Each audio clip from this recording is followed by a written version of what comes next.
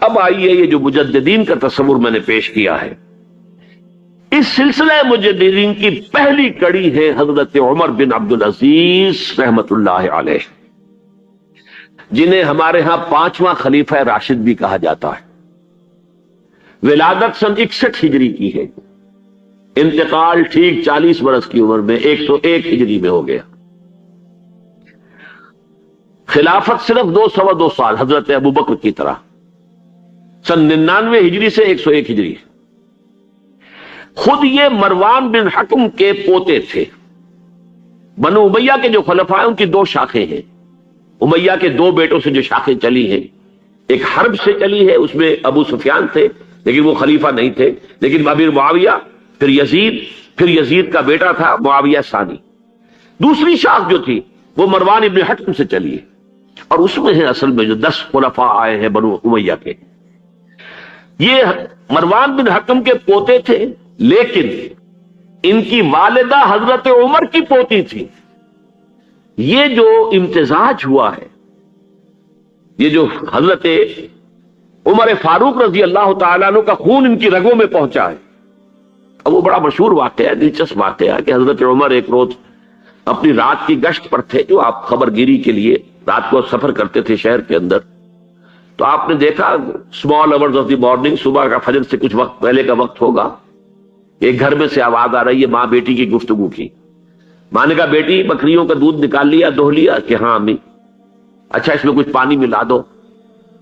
انہوں نے کہا امی آپ نے سنا نہیں، خلیفہ نے منادی کرائی تھی کہ دودھ میں پانی ملانا غلط ہے، ہرگز کوئی پانی نہ ملایا جائے۔ ماں نے کہا تو بیٹی خلیفہ یہاں تو موجود ہے، کوئی دیکھ رہا ہے، پانی ملا دو۔ بیٹے نے کہا کہ امی خلیفہ نہیں ہے، اللہ تو موجود ہے، اللہ تو دیکھ رہا ہے۔ حضرت عمر نے وہ بات سن لی، اس گھر کو آپ نے تاک لیا اور جا کے اپنے بیٹے عاصم سے کہا کہ وہاں رشتہ کر لو۔ وہ ہے لڑکی پھر جس کے نسل سے یہ حضرت عمر بن عبدالعزیز یہ پیدا ہے۔ تو یہ در حقیقت پوتی ہے حضرت عمر فاروق کی، ان کی والدہ ام عاصم، اور یہ خود پوتے تھے مروان بن حکم کے۔ اور جو 8واں خلیفہ تھا بنو امیہ کا سلیمان، اس کی وصیت کے مطابق یہ خلافت ان کو ملی تھی۔ اب آپ ذرا یہ سوچئے، جائزہ جو ہمیں آج لینا ہے، اس وقت تک دین کے اوپر کون سے گرد و غبار آئے تھے کہ جن کو حضرت عمر بن عبدالعزیز نے صاف کیا؟ ابھی 100 برس بھی نہیں ہوئے حضور کے انتقال کو، ابھی یہ 90 برس ہو گئے ہوں گے یا 80-85 برس ہو گئے۔ عقائد میں کوئی ٹیڑھ نہیں آیا، ابھی کوئی یونان کا فلسفہ نہیں آیا، ابھی کہیں کوئی منطق نہیں آئی، کچھ نہیں آئی۔ عقائد سیدھے سادہ جو عربوں کے تھے وہ ہے۔ اعمال میں بھی کوئی تبدیلی نہیں آئی، مسلمانوں کے اعمال اخلاق تقریباً وہی ہے، کچھ کمی ہو گئی، کچھ دنیا کی طرف زیادہ رغبت ہو گئی ہوگی، مال اور دولت دنیا سے زیادہ دلچسپی ہو گئی ہوگی بس، لیکن دینی اعتبار سے کوئی فساد، کوئی خرابی کوئی نہیں تھی۔ خرابی کہاں آئی تھی؟ نظام حکومت میں خرابی آئی۔ یہ نظام حکومت کے جو سیلینٹ فیچرز ہیں، اس موضوع پر میں تذکرہ کرنا چاہتا ہوں کہ مولانا سید ابو العلا مودودی کی جو کتاب ہے خلافت و ملوکیت، میں نے اس سے پہلے بھی ایک مرتبہ عرض کیا تھا، آج پھر دوہرا رہا ہوں۔ اس کتاب کے میں 2 حصے کرتا ہوں۔ پہلا حصہ اصولی مباحث پر مشتمل ہے کہ خلافت کسے کہتے ہیں، ملوکیت کسے کہتے ہیں، ان درمیان فرق کیا ہے۔ اور میں یہ سمجھتا ہوں کہ اس اعتبار سے اس کتاب کا یہ حصہ ماسٹر پیس ہے، بہت عمدہ۔ ویسے بھی آپ میں سے بہت سے حضرات کے علم میں ہوگا کہ میں یہ تسلیم کرتا ہوں کہ مولانا مودودی 20ویں صدی عیسوی کے سب سے بڑے مسلم پولیٹیکل سائنٹسٹ تھے۔ اسلام کے سیاسی نظام کو، دستوری نظام کو انہوں نے خوب سمجھا ہے، اور میں سمجھتا ہوں کہ علامہ اقبال نے جو چند اشارات دیے تھے اس پر پورا ایک نظام جو ہے دستوری اور سیاسی ڈھانچہ بنانا، یہ کام ہے مولانا مودودی کا۔ البتہ اس کتاب کا دوسرا حصہ کہ یہ جو خلافت سے ملوکیت کی طرف تبدیلی ہوئی ہے، اس کے اسباب کیا تھے، اس میں مولانا سے ٹھوکریں کھائی گئی ہے۔ یہ تاریخ کا معاملہ اور فلسفہ تاریخ کا معاملہ ہے، یہ پولیٹیکل سائنس کا ایشو نہیں ہے۔ بہت بڑی غلطی ہے اس میں، بلکہ اس پہلو سے یہ کتاب کا یہ حصہ سخت گمراہ کن ہے۔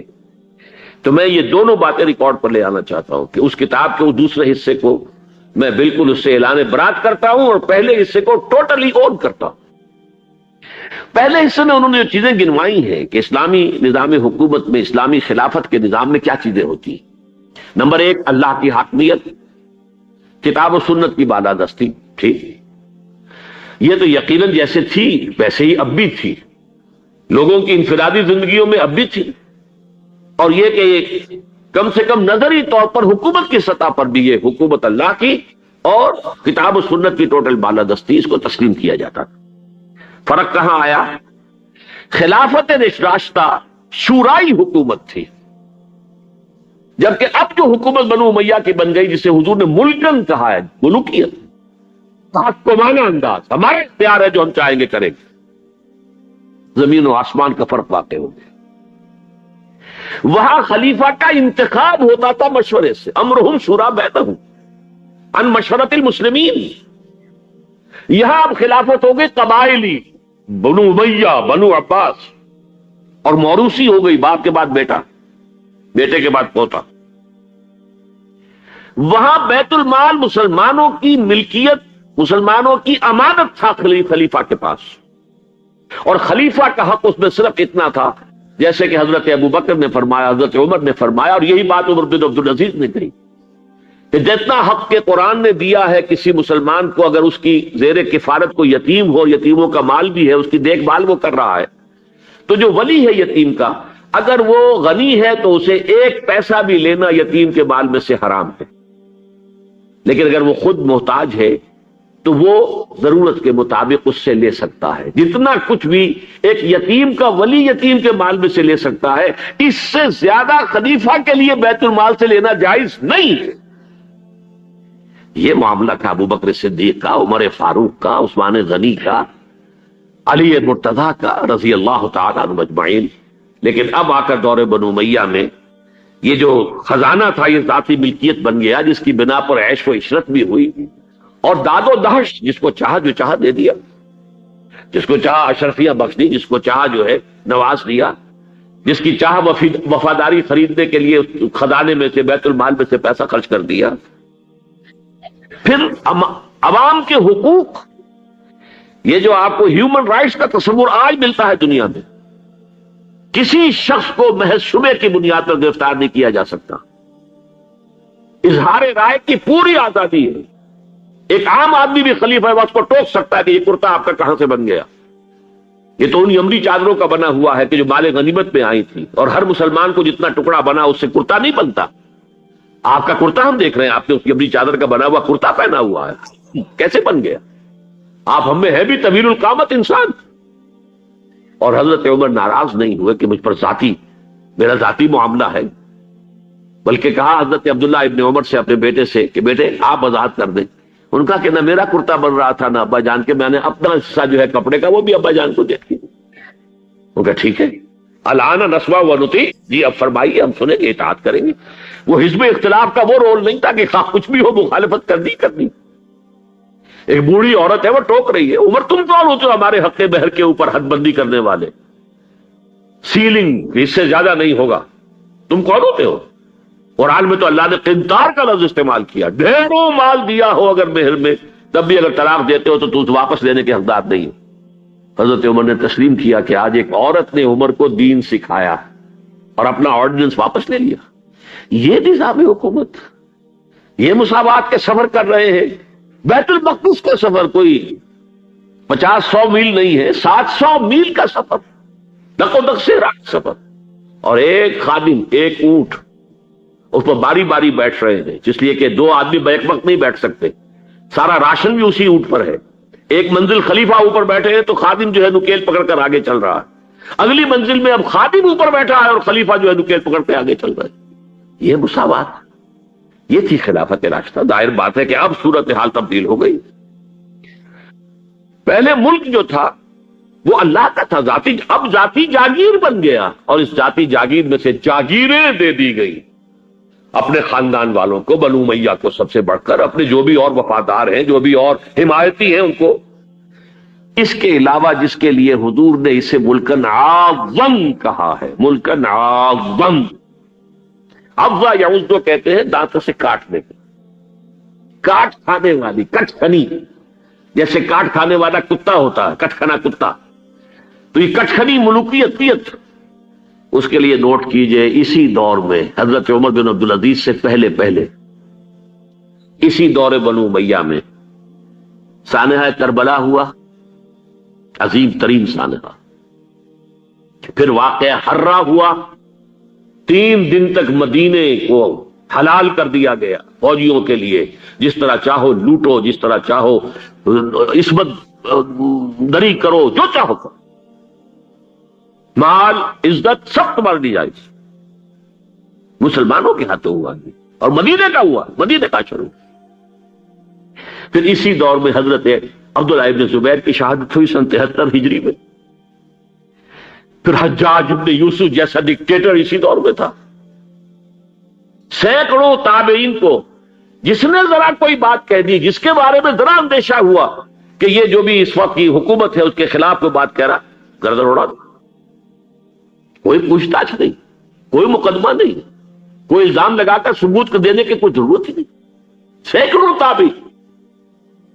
اسی دور حکومت میں محمد ابن قاسم جو یہاں ملتان تک چل کر آ گیا تھا رحمت اللہ علیہ، اور اب وہ ارادہ کر رہا تھا آزاد کشمیر کی طرف، پہاڑی علاقوں کی طرف جو ہے وہ فتح اور کشمیر کی طرف جانے کا، واپس بلا کر شہید کر دیا گیا. کیوں؟ بہت پاپولر ہو گیا تھا محمد ابن قاسم. ہندوؤں نے اس کے بت بنا کر اپنے مندروں میں رکھ لیے تھے پوجنے کے لیے. یہ تو اوتار ہے. در جوانی توبہ کردل سیوائے پیغمبری. یہ نوجوان اور اتنا نیک، ان کے لیے تو قیاس کے قابل بات تھی نہیں. اوتار، وہ تو فوراً اوتار مانگتے ہیں نا. پھر بت بنا کے مندروں میں رکھ دیے گیا. اندیشہ ہو گیا. ملوکیت کو ہمیشہ خطرہ ہوتا ہے. کوئی شخص ذرا پاپولر ہونے لگے تو کان کھڑے ہو جاتے ہیں کہ ہمارے لیے خطرہ بن جائے گا، لہذا شہید کر دیا گیا. موسیٰ ابن نصیر کے ساتھ یہی ہوا، جن کے ایک جرنیل طارق ابن زیاد نے عثمانیہ فتح کیا. بوڑھے جرنیل کو بلا کر سارا دن دھوپ میں کھڑا رکھا گیا ہے، یہاں تک کہ وہ بے ہوش ہو کے گرا ہے. حالانکہ اس کی وجہ سے شمالی افریقہ کے بڑے علاقے فتح ہوئے، اور انہی کے جرنیل سے طارق ابن زیاد. یہ ہے وہ کاٹ کھانے والی صفت جو ہے ملوکیت کی. ملکن عاضن. حضرت عمر بن عبدالعزیز نے کیا کیا؟ دیکھیے ان کا تجدیدی کارنامہ صرف 3 نکات پر مشتمل ہے. یہ میں بتا چکا ہوں آپ کو. ابھی نہ عقائد میں کوئی کجی آئی تھی، نہ اعمال میں کوئی خرابی آئی تھی. عوام کے حکومت کے نظام میں تبدیلی ہوئی تھی. اب موروثی ہو گئی تھی اور تحکمانہ ہو گئی تھی. خلیفہ جو ہے وہ موروثی یا نامزد ہوتا تھا، اور یہ جاگیر بن گئی تھی اپنی ذاتی بیت المال. انہوں نے 3 ہی کام کیے. نمبر 1، ان کو خلافت ملی تھی اصل میں سلیمان جو ان سے پہلے خلیفہ تھے ان کی وصیت کی بنیاد پر. لیکن یہ احتیاط کر لی گئی تھی کہ اگر کہیں یہ وصیت پہلے لوگوں کے علم میں آ گئی تو شاید لوگ بغاوت کریں اور حضرت عمر بن عبدالعزیز کو گوارا نہ کریں. لیکن یہ کہ انہوں نے یہ کیا جو اس وقت کے ذمہ دار لوگ تھے کہ پہلے وصیت لا کر وصیت پر بیعت لے دی گئی کہ یہ وصیت ہم تسلیم کریں گے.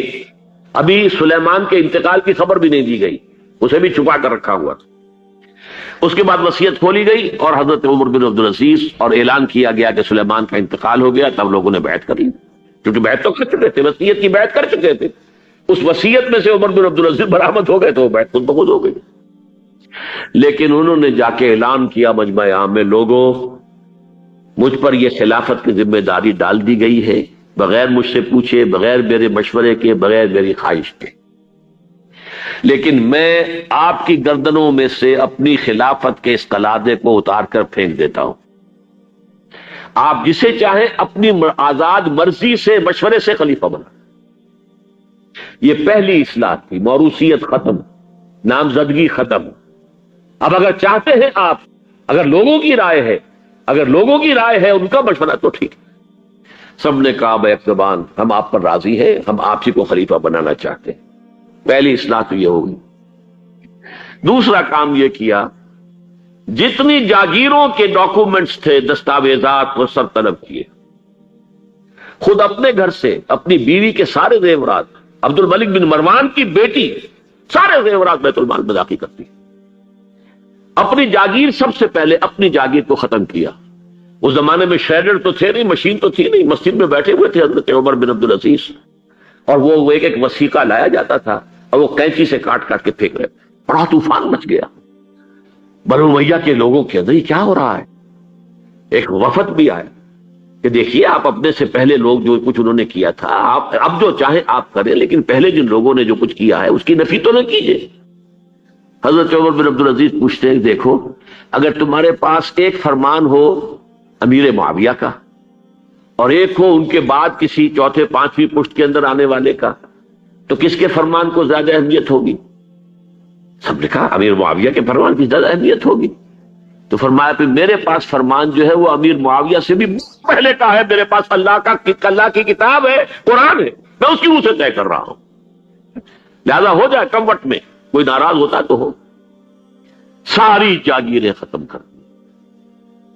नंबर 3 वाकया यह है कि खुद अपनी जिंदगी के अंदर जो उसरत और जो तंगदस्ती और जो सादगी इख्तियार की है, मैं समझता हूं गालिबन उसमें वो हजरत अबू बकर हजरत उमर को भी मात दे गए हैं रजी अल्लाह ताला।